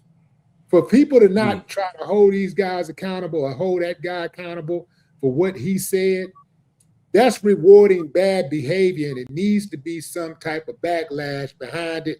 It needs to be something tangible. So it has to be a tangible loss associated with that, because I personally believe when you say certain things about black people, you had those thoughts all along. It is my opinion that he had those thoughts all along. He just been holding it in. He couldn't wait to say what he had to say, because he didn't even give it a second thought. Even when he said his OG talked to his OGs, the OGs say you're wrong. I'm still standing on it. It don't matter what the OGs say. Like I'm still standing on it. So in my opinion, he had those ideas all along. The community that applauds you today has a right to question you tomorrow. That's not ownership. That's not jealousy. Sometimes that's accountability. That's all I'm saying. I think that's true. 100% true. If your connection to black people disappears the moment black people stop praising you, then then we have to ask how deep that connection really was. It was never, because any of us that are, again, if you're using the social justice, I'm here to help the community trope, and then you say this was never no NAACP. That's what they said. So whatever your criticism is on NAACP and then I criticize too. But when you say, I was never, I'm not no community project. What you think this is? This is about money. That's what he's saying. I love y'all too much. To the strangers in the comments that I never knew, I don't know you. I love you too much to sit here and act like that they're more important, that my relationship with them is more important than fighting for you who I don't know. We're in the same circle. So them not bringing me on could hurt me. Connected, we all Black Effect. We are all connected. Charlemagne, whoever, John Hope Bryan, Killer Mike, people in Atlanta. I'm willing to take whatever risks come with it. I knew when I made the comment to stand for Atlanta that they wouldn't like it, even though it wasn't disrespectful. I was okay with taking the risk. We must divide that when we're talking about social justice people. Stop saying you about community when you're not. That's my only plea, Ellie. That's it. I just want you to stop saying you something when you're not, because it's dangerous. Just be the businessman. Just be the business. I don't like black people who climb that social ladder, who climb the economic ladder, get to the top, and then all of a sudden, whatever frustrations they had with black people, whatever reservations they had about black people, whatever beefs they had about black people, all of a sudden manifest to a point to where they just can't go on with black people now. Now that they're at the top, they just can't go on with black people. They just gonna start catering to everybody else because they don't have to deal with that. Well, the reason why you don't have to deal with that because you don't have them as customers. You know, the reason why they're not asking questions and they're not holding you accountable because you haven't risked anything. You haven't invested anything in them. They haven't invested anything in you. So they don't have a reason to hold you accountable. But get over there and watch what happened. Get over there and watch what happened. I can guarantee you right now, if black people today, Rashad said that he's done with it. It's never a black thing, and you got white people, they deserve to be there, and they're gonna be more black white people and more white people and all that kind of stuff. Okay, right now, if black people said, you know what, fuck Earn Your Leisure, we ain't listening to the podcast no more. Right now, if black people said, I ain't buying no damn ticket to Invest Fest, I don't give a damn how great a time I had in the past. I don't care how big it is. I don't care how much PR they do. We ain't buying it. They're going to have to go into another business because right now, at this moment, black people are still their number one supporters. And it ain't even close. All these other people you out there, you know, that was a song back in the day. I can't remember whose song was it. It was a rap song that said, it said something to the effect of you missed out on your for show PUSS to get some more PUSS. See, trying to get some more. You missed out on your for show trying to get some more. And see, this is what black people oftentimes do. You know, once they get on top, they try to distance themselves from blackness. They try to distance themselves from their people. They start getting around them other people who they secretly admired the entire time, who they secretly have been really wanting to be accepted by. I don't understand wanting to be accepted by other people more than your own damn people. I don't get that whatsoever. And I do want to put this out here because again, when I told them, let's even go past them talking to their OGs. When I said, are you serious? You're not going to have me on the show to talk about Nolan Wells and Carmelo Anthony because you got upset at what I said in Atlanta? And Elliot, there was no, well, okay, because they could have said, you know, I really wasn't feeling what you said. But when you come on the platform, let's not talk about that. Let's talk about Nolan. Let's make sure we talk about, you know, the main thing. When somebody allows that, I'm not just a content creator, respectfully, which we work with the content creators. I'm not just a content creator, Willie, making posts about Nolan Wells and Carmelo Anthony. I'm in contact with this family. On the ground. What am I supposed to tell his mom that was crying on my shoulder the other day and said, Tesla, I can't fight for me. Can you fight for me? What am I supposed to tell Andrew Anthony, his daddy, that I talk to? And when I say talk to every day, I'm talking about 4, 5, 6, 7 times a day. I'm talking about through the night. I'm talking about his parents that are crying. When Carmelo called me on the jail phone, how dare you sit up here and put your ego over that young man and then act like, well, we with the community. No, the devil is a lie. People need to know that, no, this is what happened. This is what type of time they on. And y'all do with that what you will. But I have a responsibility to this family. Now, many of you, and they will probably say, well, you shouldn't have made the comment then. If it was all about getting on the show to talk about Nolan Wells, you should have just bridled your tongue and not say nothing so that you could get access to their platform. And see, this is what I need people to understand, what type of time I'm on spiritual. See, I don't want access to what you got access to. I would rather just come talk about it with you. I don't want to be among those that ain't loving us for real, for real. That's dangerous. Because if I come on your show and talk about that, and I know you really ain't rocking with us like that, the fact that you could even say, let's still talk about Carmelo, you put your egos, your emotion, your entitlement over them brothers that are locked up, that tells me what type of time you on. I don't need to watch the clips. I'm telling you what they told me. I'm telling you, even when I rebutted and said, damn, so it's like that? So you didn't give a shit about what's going on with Carmelo and Nolan Wells. I got a real problem with that. And the people need to know that. So it's hard for me to say. It's not that I don't want you to heal. I don't give a damn about them more, though, than I do Carmelo. We got a 19-year-old that's serving a 35-year sentence. Let's say I'm his T. For those of y'all don't know New Orleans, that means auntie. I'm the only one they talk to. Literally the only one. What am I supposed to tell them? So I can't sacrifice them and their ego and y'all tearing them down and tear them down and tear down the wall in. So we can get to who really is for real about this or not. We got to stop this, Willie. It's important. I hear your point, but I'm giving you the social job. I'm telling you why they did not want me on the show. And I tried to show grace, and I tried to not say nothing, and I tried to move past it, and I tried to look at the bigger picture, and maybe they're confused. I cannot do that.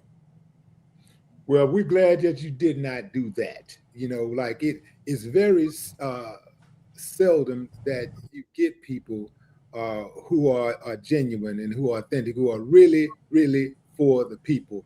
And one thing about you is that has never been a question.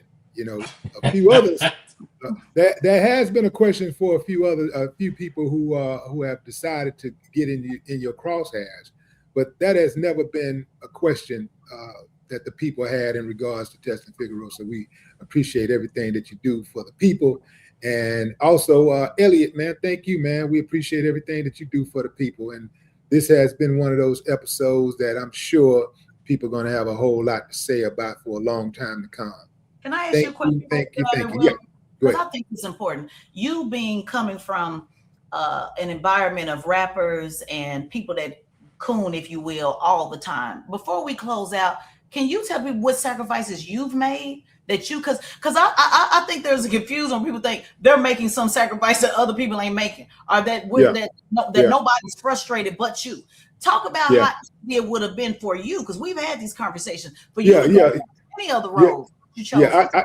I get money, right? I get a lot of money. I make a lot of money, but I could have made a lot more money a lot sooner. And I could be making a lot more money. If that's what your focus is. Y'all love to talk about where he's grifting, he's making money. Look, man, you know, I almost gave this platform up about 7 years ago when I was making 6 figures a month, about 7 years ago.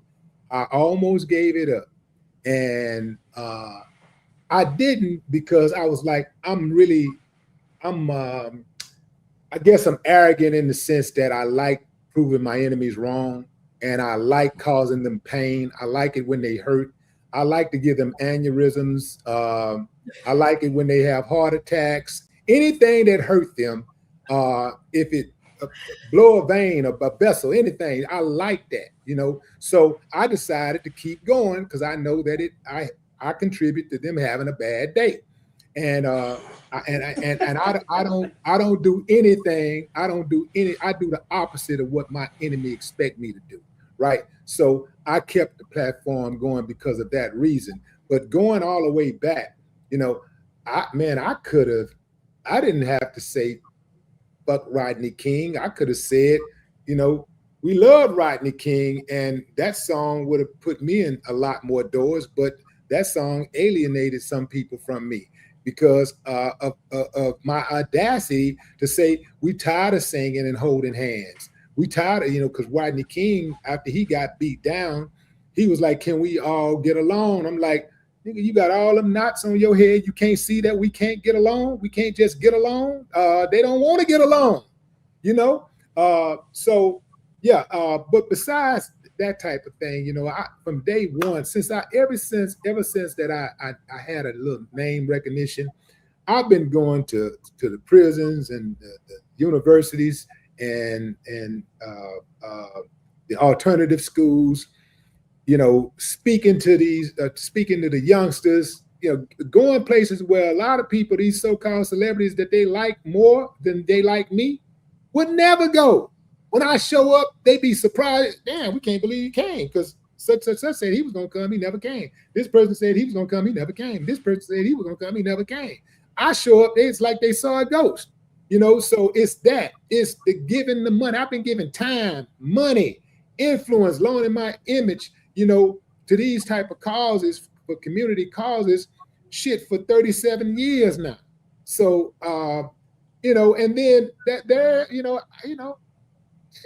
probably would have wanted to go to a party or two in Hollywood. I ain't gonna front, but I ain't get invited, because, Willie D, he ain't, I'm a regular Coke. I'm not a Diet Coke, if you're picking up what I'm putting down, you see? So, so, and then it's this thing that people do not see on a daily basis.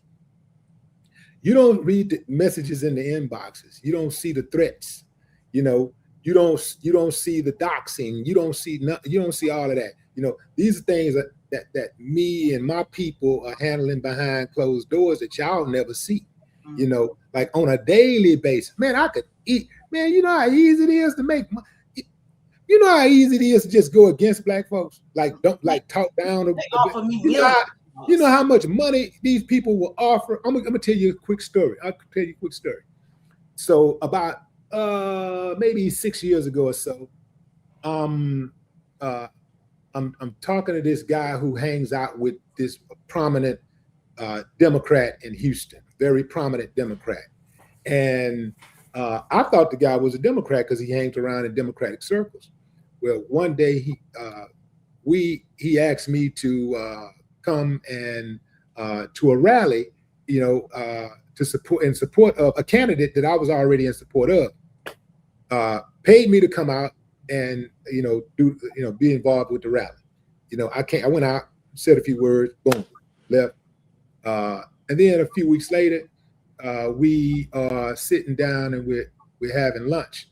And I said something along the lines of about pulling yourself up by your own bootstraps. And he was like, "Man, Willie D, you ain't no Democrat, man. You're a Republican, man. I said, hold on. I'm not a Democrat or a Republican. I'm just an American, right? So don't be trying to box me in, man.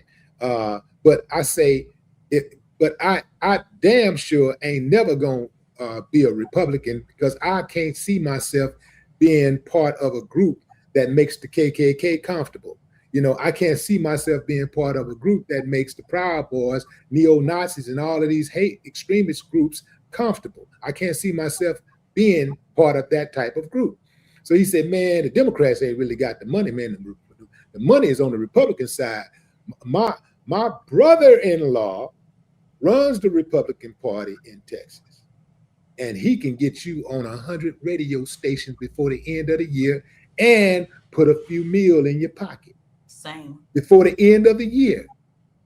I say, no, I don't want to do all that, man. I say, because I ain't finna take my foot off the gas on Trump. Nah, man, you ain't got to stop talking about, you ain't got to stop talking, like speaking, your truth or whatever, man.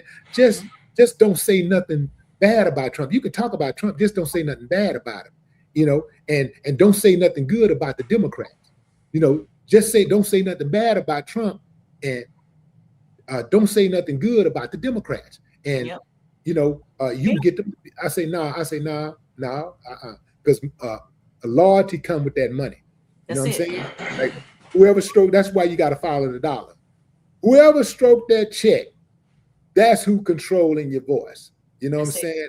That's who controlling it. So when you hear Stephen A. talking all that tough talk and whatever, and then next thing you know, he start backtracking. That's the big boys at ESPN saying, "Watch out now." Yep. Same offered to me, Michael Cohen. I'll say him by name. Trump's former attorney that ended up flipping on him down the road. He offered me all those things, Willie. All those things. I already know. Elliot gonna get they coming for him now because they coming for. They love it. They want all of our people who have charisma, intelligence, a following. They want to pluck us from our community and put us either on their side or in a neutral territory where we can't help our people.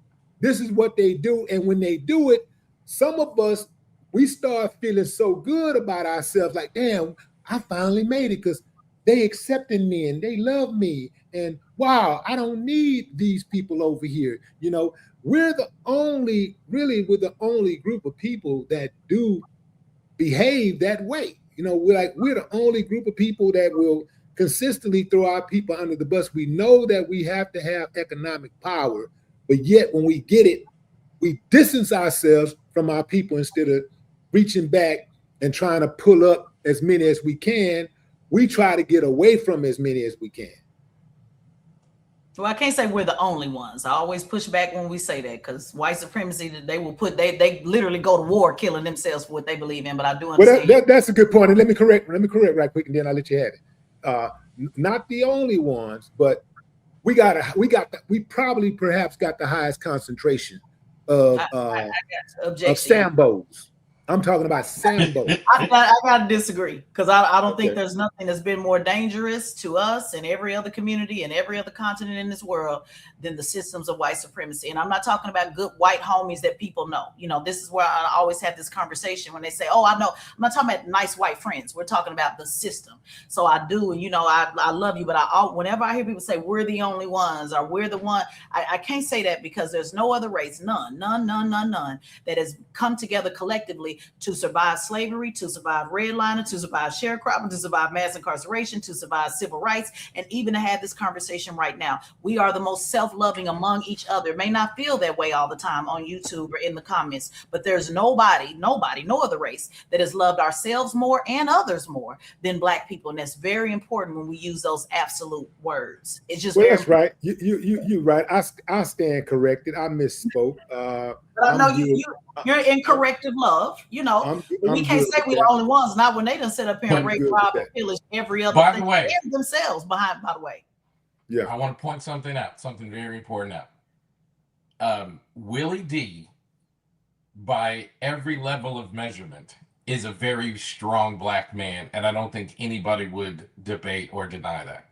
I made the argument that the biggest flaw that I see with Earn Your Leisure is the absence of humility. Willie D made a point. Teslin said, "Let me push back and give you some information about that." And Willie D humbled himself and said, "You know what? I stand corrected."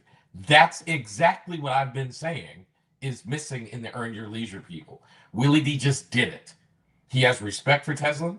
Teslin made a well-articulated point, and Willie D said, "You know what? I stand corrected." If you're around people that cannot do that, just know there is a psychological thing that is stopping them from doing that. Past trauma, some sort of fear or insecurity, perhaps some sort of a diagnosis, whatever it is.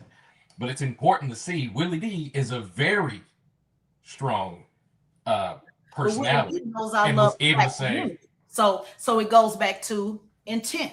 See, Willie D knows, because he's one of the few in the very beginning that even supports my voice. I can count on two hands people that actually uplift my name. Willie D is one. So because Willie D actually knows that I'm coming from a place of love and we have a mutual respect, again, going back to intent, that's why he was able to do that. See, there's no intent. But he has it in him. The fact that he has the skill, it's telling me if I was a coon, no psychological no matter how well articulated trauma, he can just do it. Yeah. But only because I'm not disagreeing with you. I'm just adding on, you know, social conscious thing. I'm just adding on. I've been able to demonstrate to him my love for Black people. So if I was a coon, even if I said the same thing exactly that, he would have been in one ear and out the other, and he would have said, no matter how well articulated he was, he would have said, "You can't tell me shit about nothing because I just watched you coon." That is my entire point. That's your entire point. You're right. That's my entire point. There would be an external factor stopping him from doing it. And their external factor is they said what they meant. They meant what they said, because wealth is the driving factor, and it is not the driving factor of Willie D, as he laid out very clear for us. When wealth is the driving factor and sponsors are the driving factor and ego is the driving factor, all the things you mentioned as you call trauma, when that is the driving factor, there's no room to have that, because Black consciousness, they don't value that. They don't value Black consciousness. They think investment is actually the most important thing. And you know, and I really will shut up. But you know, Ellie, you and I talked about this offline.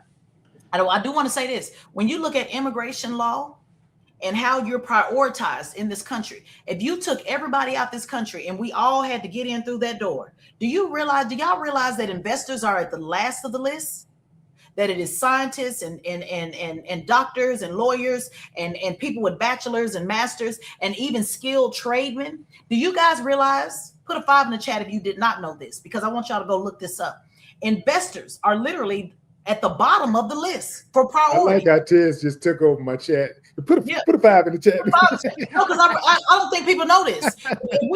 Investors, and you're required to do two things: have $1 million to invest in a business and bring 10. You have to create 10 jobs. It blew my mind when I took immigration law. So the things that they value when they say, "Oh, I got money, so it don't matter. As long as I got money, it don't matter." This system, whether y'all like it or not, they don't look at investors as the most important thing in the system.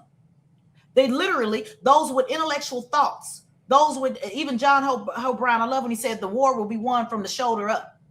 Those who are having this conversation, those who are critiquing, those who they literally call extraordinary people are not the investors. So when you think that that's everything, if you had to walk outside this country, I will get in before you. I am literally on the priority list before you. So when you tell somebody like me, well, I'm not going to allow you access to my platform. You and I don't value the same things. And that's what I mean. We can't reconcile on something. We're just not a good match. That's all. We're just not a good match.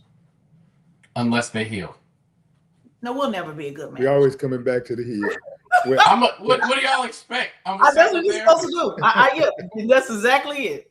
All right, we're praying for healing for the Black community and all communities, the human race. Amen. Amen. Talk to y'all later. I appreciate y'all. Peace. Whoo, man. Explosive episode right here, fam. I just want to add that, when you talk about these comments that Rashad made, we're talking about something that is much bigger than him just being a good person or a bad person. Why do some Black people seemingly spend years climbing the community only to reach the top and start distancing themselves from the very identity that helped them define their journey? That's what I want to know. That's the question. And when that happens, how much belongs to them? Like, how much belongs to us? And how much belongs to a system that has always attached rewards to proximity to whiteness? That's the conversation that we just had. We got too many Black folks who are obsessed with proximity to whiteness. Too many Black folks who are obsessed with white acceptance. So that becomes their priority, not their community that they came from, not the community that raised them, that gave them the intelligence that they have, that gave them the education they have, not the community in which gave birth to them. Even when you look at athletes, you look at these athletes out here, a lot of these Black athletes, they get big, and next thing you know, I'm not Black, I'm OJ. They forget the community that gave them the strength to run over that other player that's standing in front of them, to catch that ball, to run that ball, to throw that ball, to make that tackle, to hit that ball, to shoot that ball. You think they would have been as good if they had grown up in a suburban community? Most of them would not have been that good. It was that fierce competitiveness in the hood that gave them that type of strength and determination and resilience and motivation to be great. Almost every single athlete you can think of, I'm speaking specifically of Black people, almost every single athlete you can think of that became great, they started in the hood. They started in poverty. And it was Black people who challenged them early on that helped to make them great, that curated their greatness.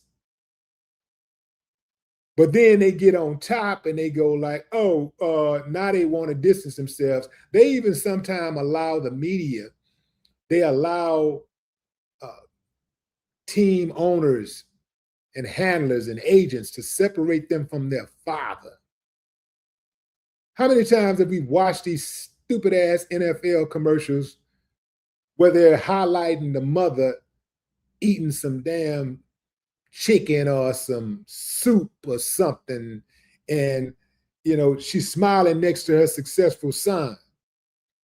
It's like they're trying to promote that single mother narrative. And don't get me wrong, single mothers are absolutely, I'm talking about the ones who are present and who are active, they are absolutely adored and necessary and revered. I was raised by a single mother myself, so I got a lot of respect for single mothers.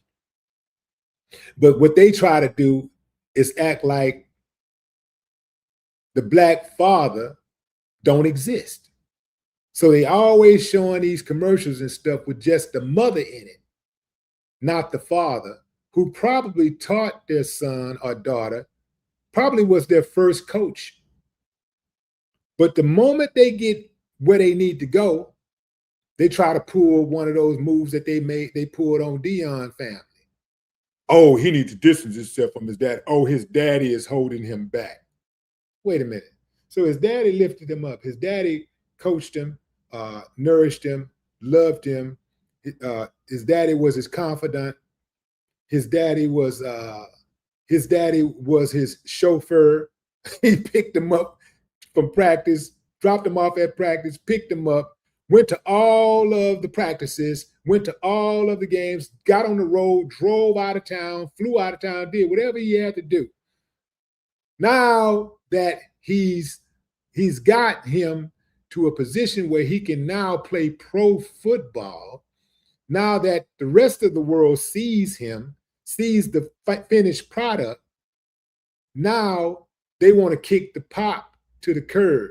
They want to kick pops to the curb and only focus on mama if mama is in the picture. But the reason why they do that is because they want to remove the protection that fathers have, that Black fathers have for their children. They want to remove that protection because they know maybe I can slide something through mama, but daddy, it probably ain't gonna work. That's why they took a poll with some, it was some guys who were RAP, ISTS, right?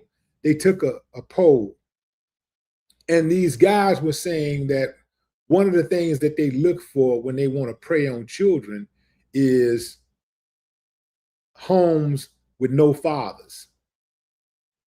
They want to get the father out of the picture so they can take away that get back, so they can take away